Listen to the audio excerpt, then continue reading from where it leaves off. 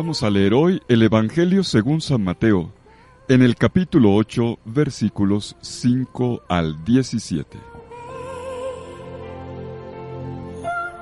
En aquel tiempo, al entrar Jesús en Cafarnaúm, un centurión se le acercó rogándole: «Señor, tengo en casa un criado que está en cama paralítico y sufre mucho».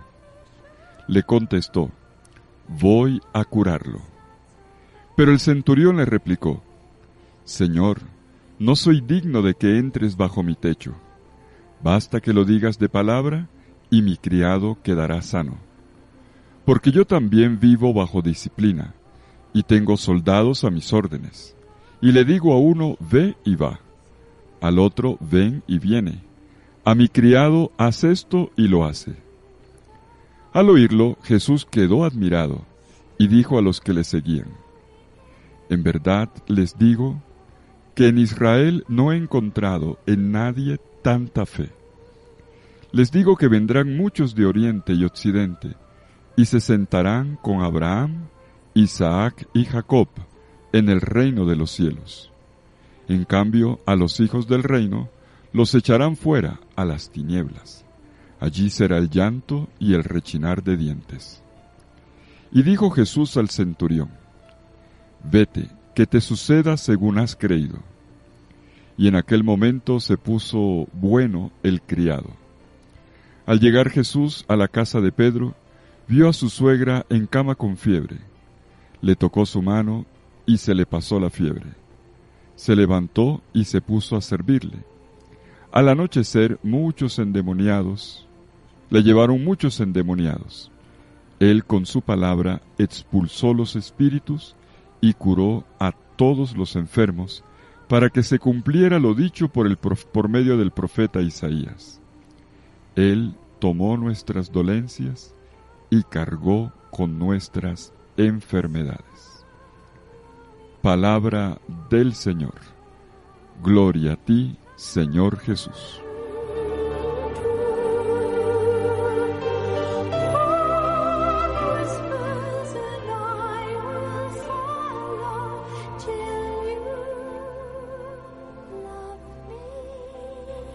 El segundo milagro de Jesús se realiza también con un marginado. El centurión romano, en cuanto gentil o pagano, era considerado religiosamente impuro por el hecho de no pertenecer al pueblo de Israel. Y es de él de quien Jesús dice: «No he encontrado en nadie una fe tan grande». Las costumbres de la época enseñaban que los judíos no podían conversar con los gentiles, ni tocarlos, ni mucho menos entrar en sus casas. Por eso es sorprendente que Jesús desde el primer instante manifieste un vivo interés por entrar en la casa del romano. Es bonita esta expresión de hoy: «Yo iré a curarlo». En el Evangelio de ayer veíamos cómo Jesús decía al leproso, respondiendo a su oración: «Si quieres», Jesús le dijo: «Yo quiero». Hoy vemos Jesús de nuevo expresando esa voluntad. Esa es la voluntad de Dios, una voluntad decidida de sanar. «Yo iré a curarlo».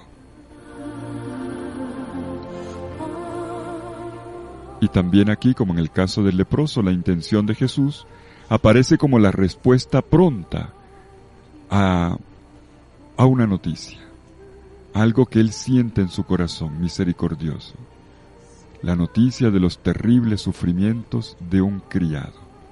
Por cierto, una persona de la más baja categoría social. Y Jesús eleva su dignidad, le da valor. Pero no va a ocurrir el milagro como Jesús lo planea en un primer momento. El diálogo que sostiene con el centurión romano va a ocupar hoy la mayor parte de nuestro relato. Solo al final se dirá muy brevemente: «Y en aquella hora sanó el criado».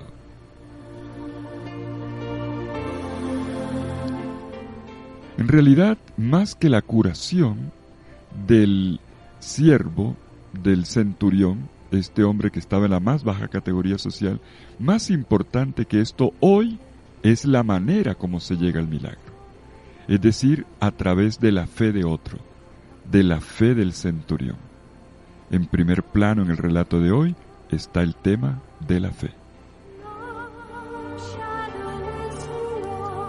Y llama la atención la manera como el romano expresa siempre más clara y decididamente su propia fe, y cómo Jesús la reconoce y la valora, hasta el punto de decir: no he visto en todo Israel una fe más grande que la de este romano, este pagano, este gentil.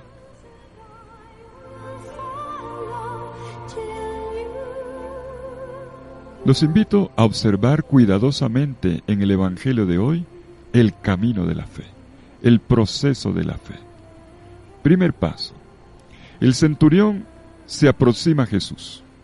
No le formula ninguna petición, sino que de forma breve y concisa se limita a exponer, a describir la dolorosa situación de su criado. Y lo dice así: Señor, mi criado yace en cama paralítico con terribles sufrimientos. Y desde el principio, de nuevo, nos recuerda el Evangelio de ayer, desde el principio deja a Jesús tomar la decisión que considere conveniente.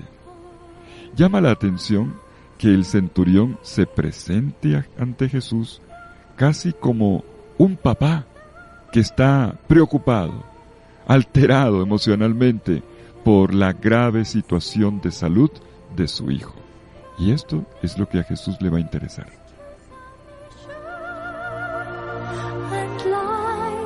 Jesús no ve los títulos ni la charretera de este militar de alto rango. Un centurión no era bajito, era de alto rango.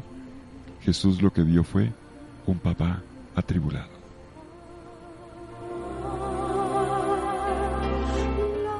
Paso número 2.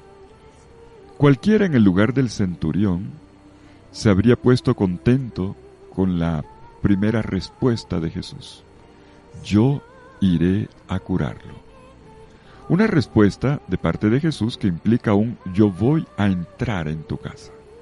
Imagínense qué honor más grande que el sanador venga a mi propia casa, a la mía, habiendo tanta gente por curar. En cambio, el centurión ve las cosas desde otro punto de vista. Expresa una profunda y clara comprensión de su posición y de su poder. Al renunciar a la visita que le ofrece Jesús, está reconociendo, no solo con palabras, sino de manera efectiva y real, que Jesús tiene una dignidad superior de la de él y un poder indiscutible. Él podrá ser un centurión, podrá ser una persona con dinero, una persona con autoridad que manda mucha gente, pero Jesús es mayor que él. Y por eso va a decir: Señor, no soy digno de que entres bajo mi techo. Paso número 3. Enseguida el centurión hace un parangón en el que refleja su manera militar de concebir la autoridad, lo cual le sirve de lenguaje para expresar que reconoce en Jesús un poder superior, capaz de actuar con plena eficacia. Y entonces dice: basta que lo digas de palabra y mi criado quedará sano. Así funciona el mundo militar, con palabras, con órdenes, con mandatos: haga esto, corra esto, tal. Así funciona. El militar habla desde su experiencia. Basta que lo digas de palabra y yo sé que mi criado va a quedar sano. Por su parte, Jesús, quien no tuvo ningún escrúpulo en tocar a un contaminante, a un leproso, ni tampoco para decidir entrar en la casa de un pagano, sabiendo que eso religiosamente lo convertía en un impuro, ahora se detiene Jesús para apreciar con admiración la claridad objetiva y sobria, y la sobria solidez de la fe de este centurión. El centurión no dijo que era Jesús, pero lo dio a entender de forma práctica y real.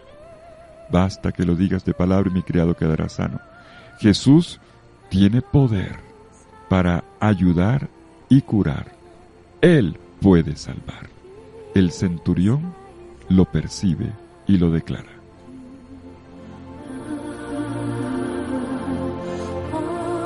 Y vemos cómo Jesús toma posición ante la fe del centurión y se la valora. Esa es la actitud que se necesita para entrar en el reino de los cielos. El reino aparece representado ahora aquí en las últimas palabras de Jesús como una mesa, como una gran mesa, la mesa del final de los tiempos, como lo había visionado Isaías en el capítulo 26.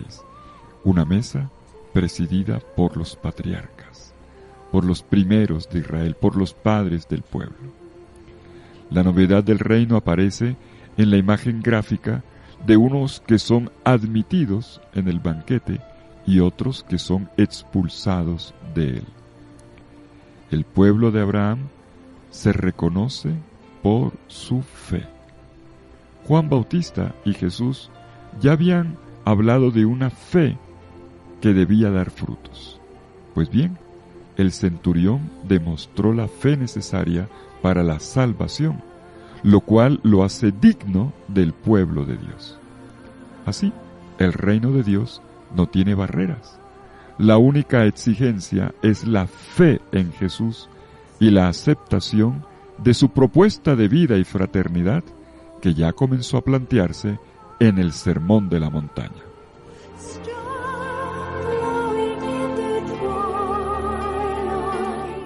Al final de nuestro Evangelio vemos cómo Jesús le responde definitivamente a la petición del centurión, dándole una orden a aquel que confió absolutamente en el poder de su palabra para alcanzar la salvación. Pocas palabras, pero contundentes. Que ocurra, que suceda tal como has creído.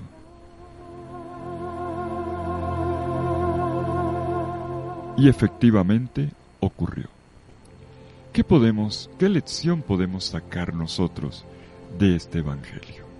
Miren, hemos visto hoy, nos hemos detenido en los 3 pasos del camino de la fe del centurión. Pero hay un elemento que no podemos perder de vista. Repasemos, volvamos sobre el proceso delineado. No hay contacto físico entre el siervo que está enfermo y Jesús, entre el enfermo y Jesús. Lo que hay es una cadena de relaciones que se convierte en una profecía de su curación. De hecho, está el centurión, según el texto paralelo de Lucas, están los líderes de Cafarnaúm. Hay amigos, aparecen amigos que hacen de mediadores y finalmente Jesús. El siervo llega a la curación a través de una cadena de solidaridad y de amistad. La amistad es la primera terapia de la existencia.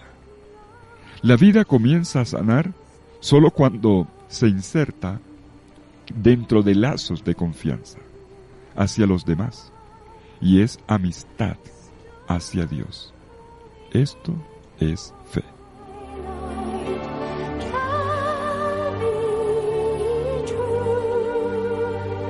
Sabemos muy bien que el antídoto de los lazos de confianza es el sistema de sospecha y la cultura de la desconfianza. El que busca a Jesús, curiosamente, no es un seguidor de la ley, no es un hijo de Abraham, es un gentil, un pagano, una persona que no tenía gran idea de la religión israelita, digámoslo así. Sin embargo, era un hombre rodeado de amigos, porque era una persona que amaba, a pesar de su rango militar. Vemos entonces en el Evangelio de hoy el retrato de un hombre capaz de confiar en otros. Ama a nuestra gente Es el retrato que le hacen en el Evangelio. El que construye templos para otras religiones. Así lo recordaban en Cafarnaúm. Él nos construyó, nos ayudó a construir la sinagoga, a pesar de que no era de la misma religión. Un hombre que se puede percibir ahora desde dentro a partir de su capacidad de relación. Casi que desaparece detrás de sus hermosas relaciones humanas. Es probable que la confianza en Jesús esté apoyada en esta confianza inicial que le ha caracterizado. El centurión es un hombre que cree a través de la palabra de los demás. Y fíjense en nuestro análisis de hoy, repasando el itinerario que ya vemos delineado, cómo para el centurión ni siquiera es necesario que Jesús vaya personalmente a su casa a ver al siervo, como ocurría con los sanadores de la época. Tenía que ir allá, tenía que tocar, tenía que hacer un ritual. El centurión ve las cosas de otra manera. Solo una palabra de Jesús es suficiente para sanarlo. Esto me encanta. El poder sanador de la palabra del Señor, del Evangelio. En el centurión, Dios siembra luces inesperadas y fertiliza un terreno diferente de lo que en principio sería la tierra prometida privilegiada. Y por lo tanto, Él es el terreno más adecuado para la obra de Dios.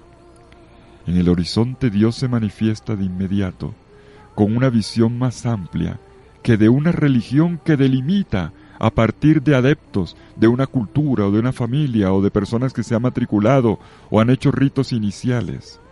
Una religión vuelta a institución y que solamente le pertenece a aquellos que creen y participan.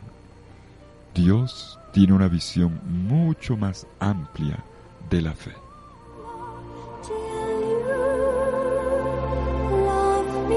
La fe del centurión se corresponde muy bien con la obra de Dios. Un Dios que se manifiesta a través de la persona de Jesús, queriendo entrar en contacto con todas sus criaturas.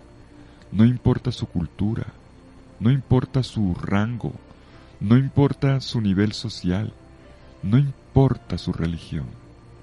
A todos Jesús llega, dispuesto a imponerles las manos, como pueden hacer todos aquellos que están familiarizados con el mundo de las relaciones humanas.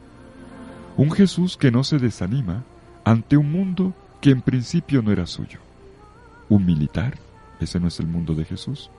Un pagano, ese no era el mundo de Jesús en principio, y sin embargo sí lo era, porque Dios está mirando con otra mirada.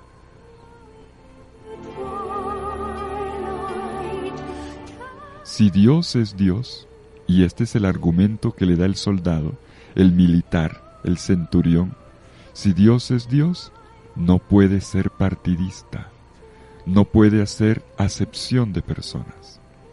Y esto es lo que el Espíritu es capaz de despertar. Pone en movimiento a personas y situaciones que se convierten en infinitas posibilidades de diálogo entre creyentes y no creyentes, entre buscadores de Dios en todos los tiempos.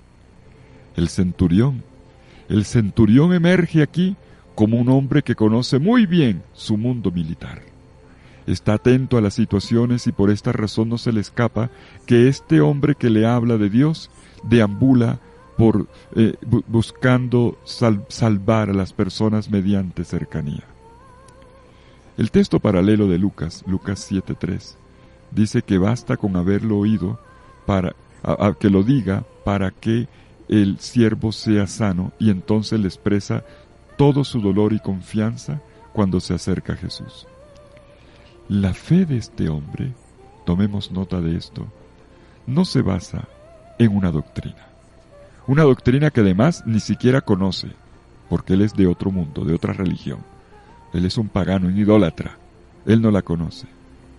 La fe de este hombre se basa solamente en una persona, de quien ha escuchado hablar bien, y se la toma en serio y la busca.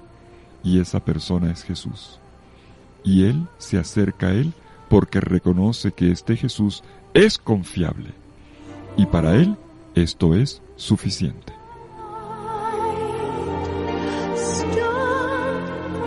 Señor, no soy digno de que entres bajo mi techo, pero una palabra tuya bastará para que mi criado, mi siervo, quede sano.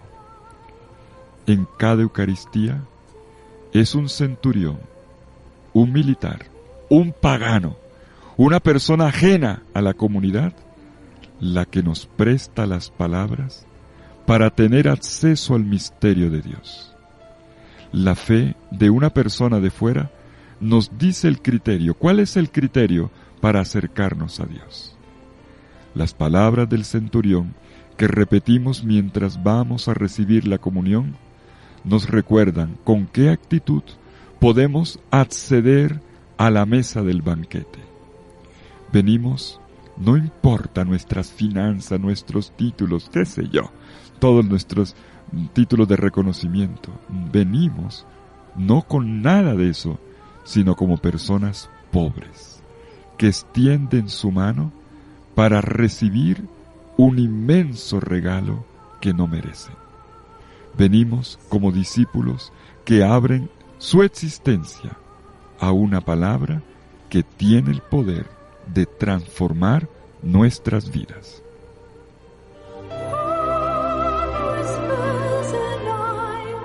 Y esto a Jesús le gusta. Esto Jesús lo felicita. En estos días escuchaba una enseñanza que decía las cosas que a Dios no le gustan. Hoy tendría que decirlo en positivo, las cosas que a Dios sí le gustan. Y es lo que Jesús da a entender. A Jesús le gustó esta manera de presentarse, de actuar, de comportarse del centurión. No he encontrado a nadie con tanta fe en Israel. Las únicas dos veces en las que Jesús alaba expresamente la fe de alguien son la de este extranjero y la de la mujer también extranjera, la sirofenicia. Mujer, tu fe es realmente grandiosa, le dijo aquella señora, la de los perritos, ¿se acuerdan? El asombro de Jesús, en este caso, es lo contrario de lo que Jesús había vivido en Nazaret con sus paisanos. Ellos no le creyeron a Jesús, y Jesús se maravilló de su incredulidad, dice el Evangelio. Ahora Jesús se maravilla de la fe de un pagano, es más, de dos paganos en el Evangelio. Y la admiración de Jesús se debe también al hecho de que este hombre supo encontrar las palabras correctas para expresar la fe, no solamente para creer, sino para confesar su fe. Lo hizo con palabras que provenían de su experiencia cotidiana. Hizo uso de una parábola. Al analizar las relaciones diarias entre los hombres, él siente que es lo que él manejaba en el mundo militar, dándole órdenes a sus soldados. Esto le ayuda a entender algo de la relación con Dios.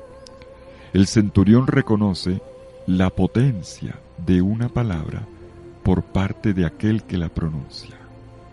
Si el centurión mueve a 100 hombres, de viene la palabra centurión, Jesús también puede controlar una enfermedad. Esto es lindo. El centurión no le exige a Jesús que implemente rituales de sanación.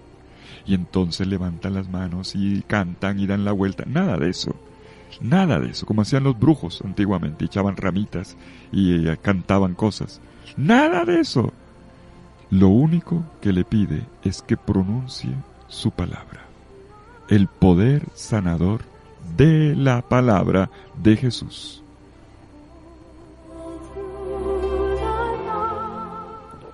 Le dice el centurión: Señor, yo también soy una persona sujeta a autoridad y tengo soldados a mi cargo. Él no le dice: Señor, yo también ejerzo autoridad. No lo dice así, paragonándose con Jesús. No. Casi parece que la autoridad que ejerce sobre sus soldados provenga más bien de su subordinación a una autoridad superior. Él dice: yo también estoy sujeto a autoridad. Así lo dice el centurión. Es decir, yo tengo un rango alto, pero hay otros más altos, hay otros que mandan más que yo. Y entonces él no se pone al nivel de Jesús. Él dice: Jesús, tú eres para mí el que realmente manda.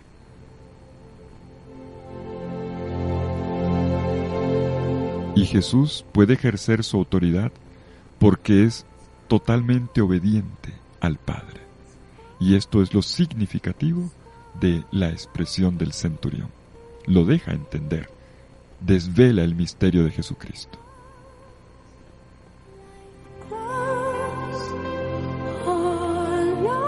Quedémonos con esta historia de fe.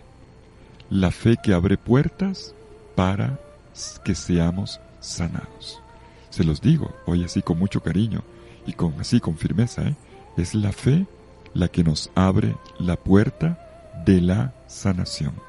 Y esto viene por la acogida de la palabra del Señor.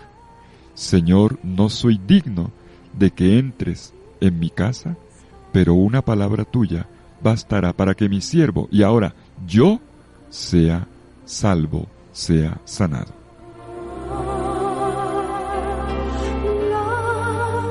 Esto es ser creyente. Como ocurre con el centurión, ser creyente el término ya no es un adjetivo, sino un participio presente.